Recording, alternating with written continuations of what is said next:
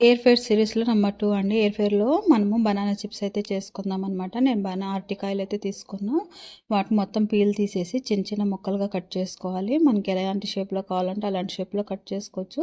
నేనైతే chips షేప్‌లోనే cut చేసుకున్నాను. పిల్లలకి ఈవినింగ్ స్నాక్స్ కింద హెల్తీ స్నాక్స్ కదండీ! ఆయిల్‌లో వేయించుకోకుండా ఎయిర్ ఫైర్‌లో చేసేద్దాం అని చెప్పేసి అందులోనూ మా అత్తమ్మ వాళ్ళు కూడా వచ్చారు కదా! వాళ్ళకి కూడా టేస్ట్ చేపిద్దామని మొత్తం అంతా కట్ చేసుకొని మొత్తం వాటర్ లేకుండా తడి లేకుండా తుడుచుకొని ఎయిర్ ఫైర్‌లో అయితే స్టోర్ చేసుకున్నాను అనమాట. దాని మీద నేను కొంచెం గీ యాడ్ చేసేదాను.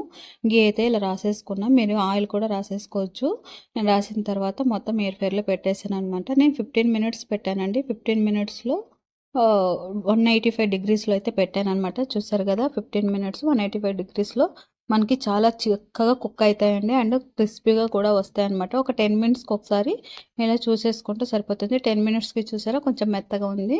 ఆ తర్వాత మనకి చిప్స్ అనేది రెడీ అయిపోయి చూసారా కరకరలాడుతూ చిప్స్ అయితే రెడీ అయిపోతాయి.